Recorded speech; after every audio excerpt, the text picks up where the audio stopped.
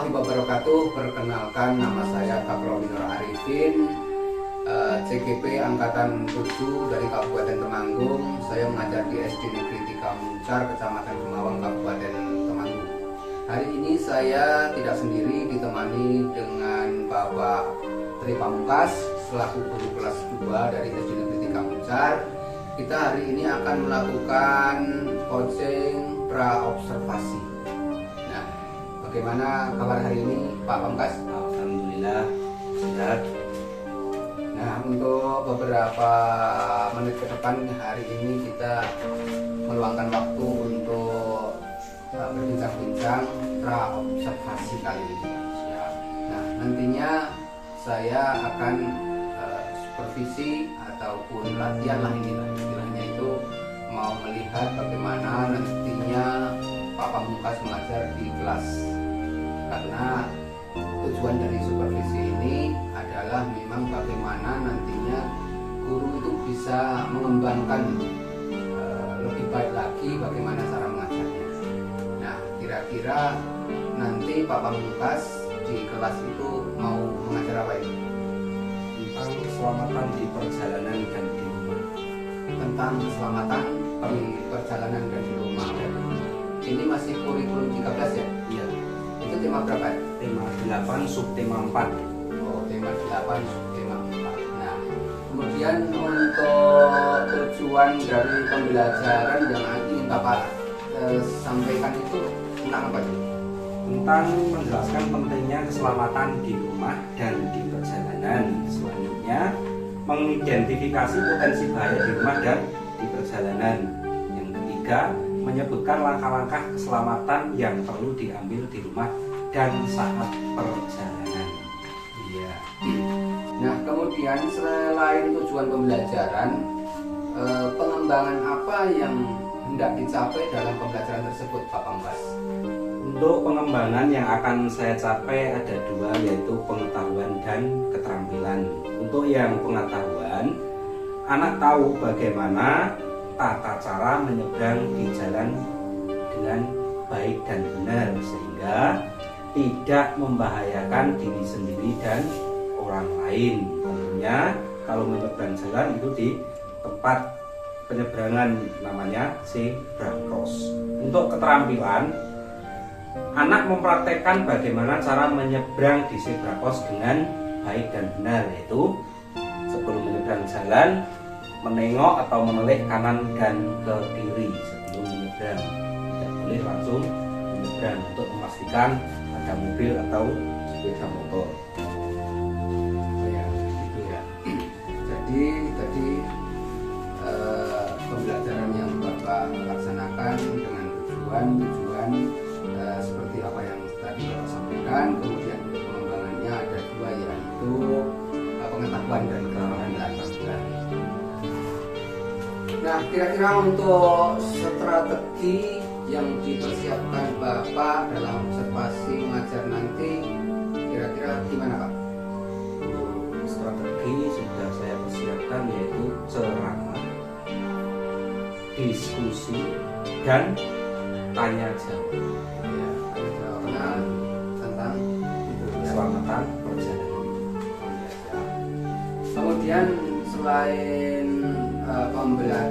tujuan pembelajaran, kemudian pengembangan yang tidak dicapai, dan juga strategi yang dipersiapkan, ada satu lagi yang saya tanyakan kepada Bapak, bagaimana atau apa media ajar yang ingin Bapak gunakan nanti dalam pembelajaran di kelas.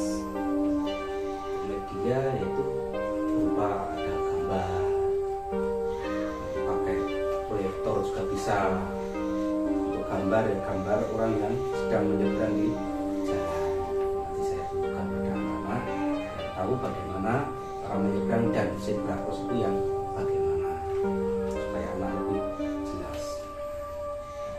Nah, kalau begitu sepertinya percakapan pra-observasi ini sudah memberi gambaran kepada saya bagaimana Bapak nanti akan melakukan pembelajaran di dalam kelas.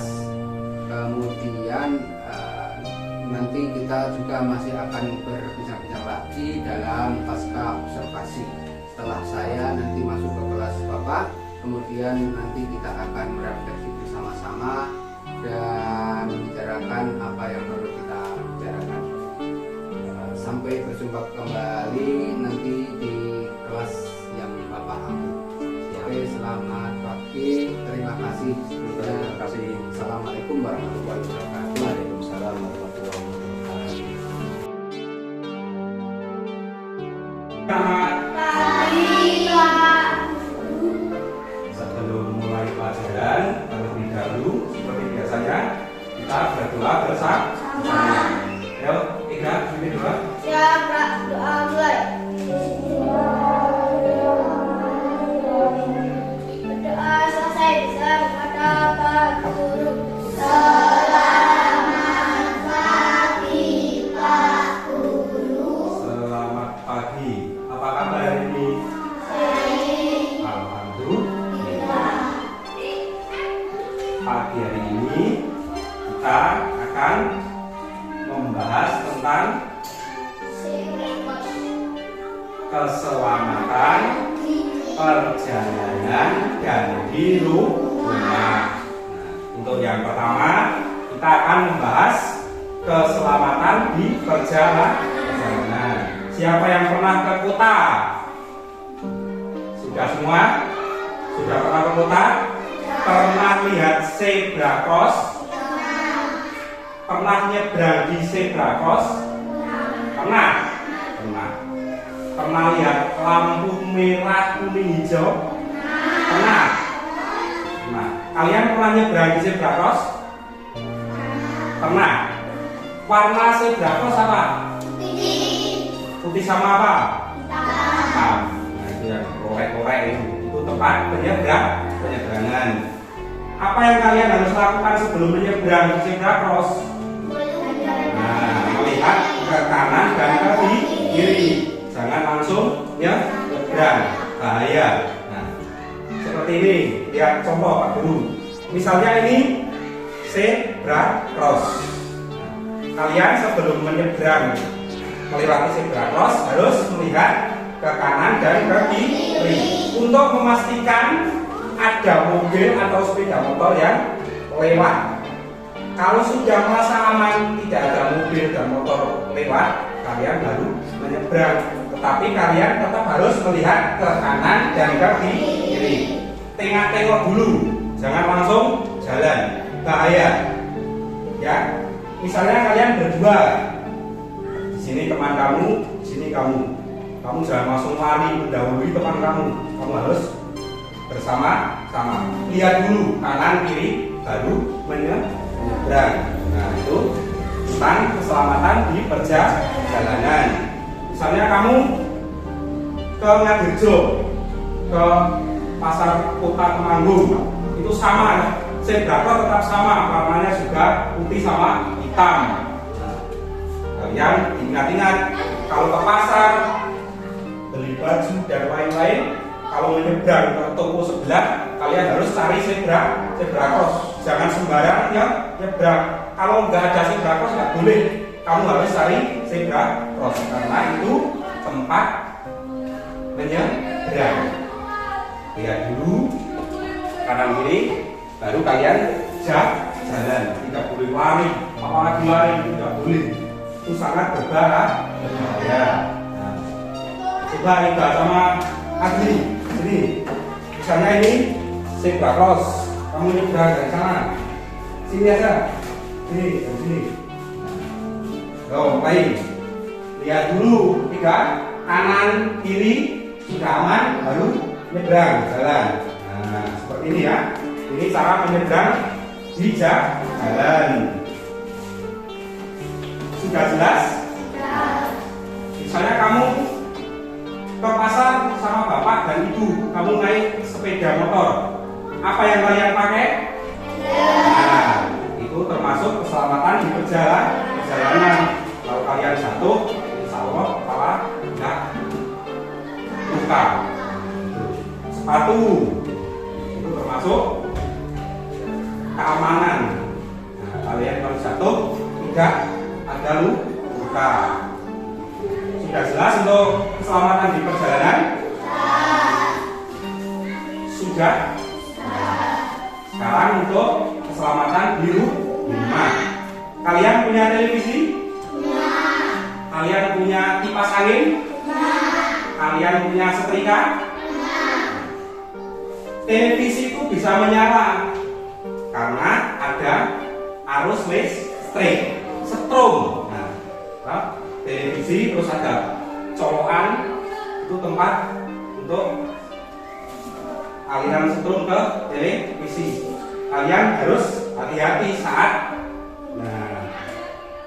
kalau tidak hati-hati kalian bisa kesetrum. Kipas angin kalau nggak ada arus listrik itu tidak bisa berputar. Terlebih dahulu kalian sebelum menyalakan kipas harus dicolokkan ke listrik baru dinyalakan. Begitu juga dengan setrika. Kamu mau nyetrika bajunya habis dicuci. Ambil setrika, lihat colokan, tancapkan dulu, tunggu panas baru bisa setrika. Nah itu kalau kamu di rumah menyalakan televisi, menyalakan kipas angin, mau nyetrika, itu kamu harus mencolokkan ke listrik. Terus selain itu, kalian punya jam dinding? Jam dinding, nah seperti ini. Ini namanya jam dinding. Di sini ada baterainya. Kalau setrumnya baterainya habis, kalian harus mengganti supaya jarum-jamnya bisa jalan. Karena jam dinding ditempel di atas tembok, cara mengambilnya gimana? Kamu harus memakai tangga. Nah, ini toh, ini misalnya dinding, ini tempel di sini, jamnya mati. Kamu mau ganti baterai mau diganti, kalian harus ambil tangga, manjat menggunakan tangga. Nah, kalian harus hati-hati. Paling tidak ada yang memegangi tangga supaya tidak jatuh. Jangan sembarangan manjat, bahaya loh. Kamu jatuh dari tangga, jamnya jatuh pecah, rugi ya. Kalian tidak punya jam. Seperti itu tentang keselamatan di rumah. Selain masang jam, apalagi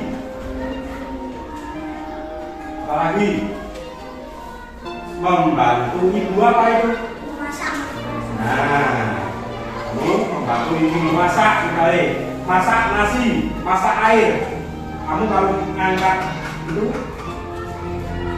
teko itu harus pakai apa? Nah, pakai sarung tangan, pakai kacu, handuk supaya tidak panas. Sudah jelas? Itu tentang keselamatan di rumah dan di perjalanan. Ingat-ingat, kalian besok SMA di kota sana mesti ada zebra cross. Ingat-ingat, kalau di sini tidak ada. Kalau di kota mesti ada zebra cross, lampu, ada trotoar juga. Kamu kalau jalan di tempat keramaian nggak boleh di tengah aspal, bahaya. Sudah disediakan apa namanya? Trotoar. Kalau untuk menyeberang itu namanya zebra cross. Sudah jelas? Siapa yang mau tanya atau siapa yang belum jelas tentang materi hari ini? Siapa yang mau tanya? Sudah jelas? Jelas orang? Tentang keselamatan di jalan jelas? Di rumah? Jelas? Kalau belum jelas, tak ulangi lagi. Seperti tadi yang diperagakan Ega sama Adi, kalau mau nyebrang jalan, kamu harus tengok kanan kiri. Pertama, yang kedua, kalian harus di zebra cross nyebrangnya, jangan sembarangan. Kalau di Ngadirjo, ya zebra cross, kamu mau pindah toko, tokonya Suci sama tokonya yang lain di sana, kamu harus pindah. Kamu nyebrang jalan. Perhatikan kanan di kiri. Kalau kamu diajak naik motor, kamu harus pakai apa? Helm. Itu untuk keselamatan di jalan juga kan. Nasibnya jatuh, kamu tidak apa? Pakai sepatu, pakai jaket, biar tidak masuk angin. Jelas Pak Budi? Ulangi lagi sekarang ya, keselamatan di rumah. Itu tadi, menyalakan TV, kipas angin, terus setrika. Lihat, jangan sampai megang setrumnya karena berbahaya. Jelas. Naura mau praktek sini. Jalan. Ayo mana? Sini. Jalan di zebra cross. Ini zebra cross. Kamu kalau mau jalan harus apa lagi? Tengok kanan, kiri. Yo, coba jalan. Nah, seperti ini. Sudah jelas? Sudah? Berarti untuk pelajaran hari ini, keselamatan di perjalanan dan di rumah, kalian sudah jelas, sudah cukup. Ingat-ingat kalau ke pasar, ingat-ingat ke kota, ingat-ingat kalau mau nyebrang, kamu harus di zebra, tidak boleh di sembarang tempat. Kalau di rumah, kalau nyetrika, kalau menyalakan TV, menyalakan kipas angin, ingat-ingat juga kalian harus hati-hati karena kalau kesetrum bahaya. Kalau kamu mau mengganti baterai, kalian harus tanggal yang tidak jatuh. Sudah jelas? Kalau sudah jelas untuk materi perjalanan atau keselamatan di rumah dan di jalan, saya akhiri. Cukup sampai di sini. Sudah jelas toh? Jelas. Kalau sudah jelas, sekarang boleh istirahat. Assalamualaikum warahmatullahi wabarakatuh. Berjumpa kembali Pak Pamungkas, kita di perbincangan pasca observasi yang telah Bapak lakukan tadi di kelas. Nah, observasi tadi bertujuan untuk mengevaluasi bagaimana sejauh mana pembelajaran Bapak di kelas. Nah, mengenai observasi yang sudah dilakukan tadi, saya akan mengajukan beberapa pertanyaan. Nah, ada pertanyaan yang pertama Pak Pamungkas, bagaimana perasaan Bapak setelah observasi di kelas tadi? Ya, karena belum terbiasa, saya merasa tegang, gugup, tapi alhamdulillah pembelajaran berjalan dengan baik dan lancar. Gitu ya Pak. Ya. Jadi memang kebanyakan seseorang itu memang kalau belum pernah itu biasanya memang tidak gugup lah, tapi lama-kelamaan tentu akan menjadi sesuatu yang biasa.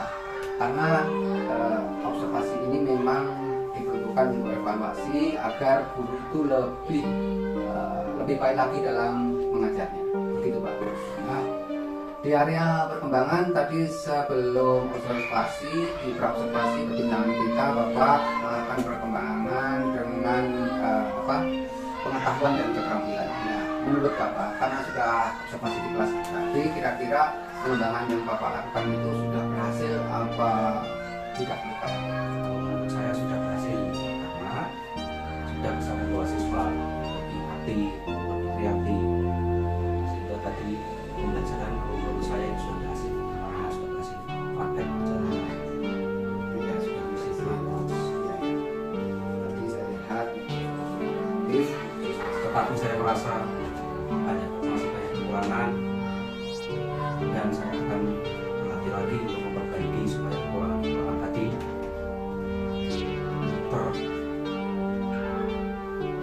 tercukupi supaya lebih baik lagi. Dan saya akan terus berlatih supaya anak lebih belajar lagi, masih lebih kreatif, lebih berani untuk memperagakan apa yang saya kasih untuk dipraktekkan di depan kelas. Ya. Oke Pak, jadi Bapak juga merasa masih ada yang kurang. Nah, kira-kira yang kurang itu karena apa menurut Bapak? Menurut saya tidak semua anak sama. Kalau misalnya disuruh maju ya kok gerakan kurang cepat atau tidak mau atau malu-malu tidak seperti teman yang lain, itu tetap masih ada. Namanya juga anak, pengetahuannya juga masih kurang, dan banyak penyebab yang lain, mungkin malu itu juga termasuk, disuruh maju juga nggak mau, sehingga itu menjadi PR buat saya untuk anak yang saya sebut itu supaya besok-besoknya lagi kalau disuruh maju praktek dan lain-lain malu. Mungkin untuk soal kecerdasan dan daya tangkap mungkin ada yang berbeda mungkin Pak. Apa itu? Pasti ada, semua anak Nah, tidak sama. Iya, Itu kan kekurangan. Ketika dikasih pertanyaan tidak langsung bisa jawab atau bingung dan gimana. Nah, begini Pak, menurut Bapak tadi ada yang merasa kurang atau sedikit janggal atau mungkin nggak kurang itulah pokoknya kurang berhasil tapi kurang memuaskan maksudnya. Dan menurut Bapak karena memang daya tangkap anak tidak sama, kemudian ada anak jawabnya kurang kencang atau kurang cepat. Nah, kedepannya mungkin tentunya Bapak ingin lebih baik lagi. Nah, kira-kira strateginya atau caranya gimana Pak untuk mengatasi kedua permasalahan yang Bapak anggap itu permasalahan tadi? Pertama, mungkin saya akan menambah media untuk pembelajaran tersebut, gambar, ya, alat lain dan sebagainya untuk mendongkrak semangat anak yang semangat. Lalu yang kedua itu saya akan membawa proyektor mungkin biar pembelajaran koordinasi menyenangkan, biar kita cepat bersama. Ya, Nah, berarti sudah ketemu solusinya bahwa apa yang membuat observasi atau belajar Bapak di kelas tadi kurang berhasil adalah hal-hal seperti anak yang berbeda-beda pemahamannya, dan Bapak punya solusi seperti ingin memberi media-media yang berbeda pada anak. Terima kasih sekali atas perbincangan pasca observasi ini. Dari kemarin tadi sudah pra observasi, kemudian observasi, dan kita sampai pada pasca observasi ini. Nah, ada beberapa catatan yang mungkin saya sampaikan kepada Bapak agar kedepannya Bapak lebih baik lagi dalam mengajar sehingga anak-anak juga merasa bahwa pembelajaran itu menyenangkan. Nah, yang pertama adalah pengelolaan kelas Pak. Jadi selama observasi saya melihat Bapak memiliki keterampilan pengelolaan kelas yang baik, namun ada beberapa momen di mana beberapa siswa tampak tidak fokus. Saya sarankan untuk mencoba beberapa strategi pengelolaan kelas berikut, yaitu gunakan sinyal verbal atau visual untuk memanggil perhatian siswa ketika perlu, yaitu dengan proyektor yang ingin Bapak rencanakan tadi. Itu penting sekali karena anak-anak yang suka proyektor. Yang kedua, terapkan aturan kelas yang jelas dan konsisten untuk mempertahankan lingkungan pembelajaran yang teratur. Nah, seperti itu Pak. Kemudian yang kedua adalah diferensiasi instruksional. Saya melihat bahwa Bapak berusaha untuk menghadapi keberagaman siswa dengan membiarkan pembelajaran yang berbeda. Namun ada beberapa kesempatan di mana beberapa siswa tampak ketinggalan atau tidak berserta. Berikut adalah beberapa saran untuk memperkaya diferensiasi instruksional. Yang pertama, menggunakan berbagai metode pengajaran seperti ceramah, ya tadi diskusi kelompok kecil, tadi kayaknya kurang, atau proyek kolaboratif untuk menciptakan gaya belajar siswa yang berbeda. Nantinya salah satunya seperti itu. Kemudian yang terakhir adalah evaluasi dan umpan balik. Nah, evaluasi dan umpan balik itu penting untuk memberikan umpan balik yang terus-menerus pada siswa dan mereka dapat melihat kemajuan mereka dan memperbaiki kelemahan. Berikut adalah beberapa rekomendasi terkait evaluasi dan umpan balik. Yang pertama, gunakan berbagai metode evaluasi termasuk tugas tulisan, presentasi lisan, atau proyek kreatif untuk mengukur pemahaman siswa secara menyeluruh. Kemudian yang kedua, sediakan umpan balik yang jelas dan spesifik untuk setiap tugas atau kegiatan. Jelaskan apa yang dilakukan siswa dengan baik dan berikan saran konstruktif untuk perbaikan. Kemudian yang ketiga, jadwalkan pertemuan individu dengan siswa untuk membahas kemajuan mereka secara pribadi. Disesuaikan target pembelajaran yang spesifik dan tindakan perbaikan yang dapat mereka ambil. Hanya saja secara keseluruhan memang sudah bagus dan harapannya tentu Bapak ingin lebih baik lagi dalam mengajar. Terima kasih kerjasamanya hari ini. Mudah-mudahan kedepannya kita para guru menjadi lebih baik sehingga betul-betul berpihak kepada murid. Terima kasih dari saya. Assalamualaikum warahmatullahi wabarakatuh.